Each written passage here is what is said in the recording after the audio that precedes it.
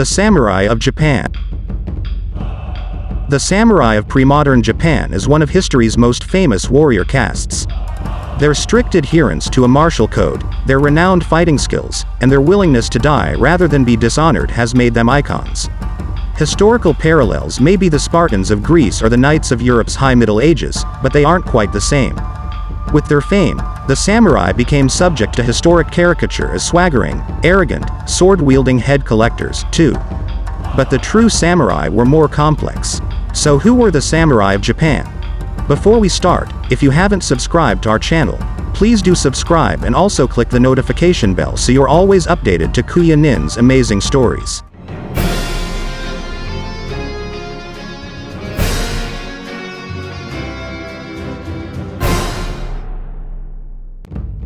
Origins. The samurai as such first appear on the historic scene in the 10th century AD as imperial guards in Kyoto as well as privately paid mercenaries for other nobility. These warriors then formed clans that slowly ate at the power of the imperial court so that by the 12th century, the Japanese emperor had become essentially powerless. From 1180 to 1185, the two most powerful of these clans, the Minamoto and the Taira, fought for power in the Genpei Wars, sometimes Genpei. The Minamoto won and established a capital in Kamakura. Yoritomo, the head of the clan, became the first shogun or military dictator. This was the first of several samurai shogunates that dominated Japan until the 19th century. Samurai's conduct in these early years was chivalrous. According to historic accounts, opponents would square off against each other and name themselves, their lineages, and deeds before the armies would rush in at each other. This form of combat lessened as armies grew in size. The Golden Age of the Samurai. In 1600, Tokugawa Ieyasu defeated his enemies to establish the Tokugawa shogunate. This ushered in a general era of peace for over 2 centuries in which the government isolated Japan from the rest of the world, allowing only a few foreign traders on an artificial island in Nagasaki. During this period, the samurai acted as enforcers of the law, but because of the peace, they lost their raison d'etre. Since it was a risk to the shogun to dispossess large numbers of samurai, there were 2 million of them or 6% of the population. They became in effect, state wards.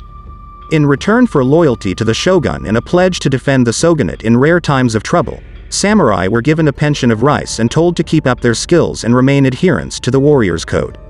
They also doubled as bureaucrats.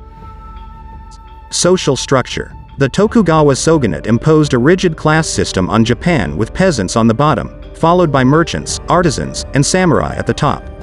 In theory, all samurai were supported by their local lord, or daimyo, and the daimyo, in turn, gave their fealty to the shogun, who was appointed by the figurehead emperor.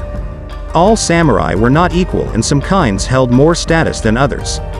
For example, the Ashigaru foot soldiers were considered to be of the lowest rank in the samurai hierarchy. Some were outside the system. If a samurai was on the losing side of a major war, he might find himself without a lord. If that were to happen, he was considered ronin, which roughly means mean of the waves. These types were immortalized in the film, The Seven Samurai. Some ronin took to a wandering life and traveled the country on what was called musha shugyo, warrior pilgrimages, to challenge other samurai to fight. The most famous of these is Miyamoto Musashi. His skill was such that he said to be able to cut a grain of rice on an enemy's forehead without cutting the opponent. It should be noted that both men and women were samurai. Bushido. The samurai developed their own code of conduct called Bushido, which means the way of the warrior. Developed from the 12th century onward, it stressed appropriate conduct on the part of an ideal samurai. He was truthful, Spartan, and above all loyal to his lord. Very critical to the samurai ideal was the practice of Zen Buddhism, whose frugal spiritual beliefs concerning the ephemeral nature of the universe fit very well into the samurai lifestyle. Failure in any of these areas meant dishonor, and dishonor was typically redeemed through the ritual suicide called seppuku or harakiri. The ritual suicide was different for men and women of the samurai class. Men would use a dagger called a tanto to rip open their abdomen. Women, however, would cut their carotid artery. Weapons. In the early days, samurai were mainly archers, but this evolved so that by the 14th century, even though the bow was still heavily practiced, the sword began to predominate. Indeed, the sword was considered to be the soul of the samurai. These were finely crafted instruments of which there are few equals. By the time of the Tokugawa shogunate, samurai carried two swords, the tachi or the long curved killing blade that is more often called a katana, and a shorter sword called a wakizashi. The pair of swords together was called a daisho. Weapons were renowned for their craftsmanship and the makers of such weapons were legendary. Guro Nayudo Masamune is usually regarded as Japan's greatest swordsmith. Some of his swords are still extant, especially at the Kyoto National Museum. One of his swords, the Honjo sword, lost in World War II, was said to go to a 0.1 atom thick. Armor. Armor developed over time into a scale system of metal or leather called lamellar armor, and then this developed into the classical style of armor called the yoroi.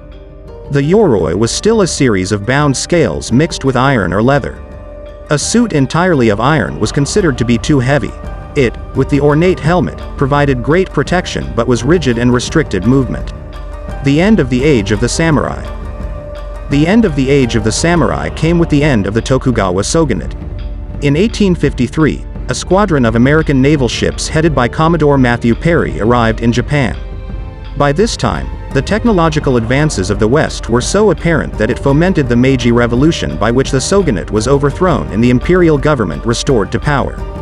The new government instituted a program of modernization which included merging the samurai with other warrior classes. Still, the impact of the samurai culture is substantial, from imparting militaristic values which helped lead to World War II to the aesthetics and grace of traditional Japanese culture. Hopefully, this brief article will allow you to understand at least the tip of the sword of this important Japanese historic class. That's all for today. If you like our video about the samurai of Japan, please subscribe and click the notification bell for more updates. Thanks for watching.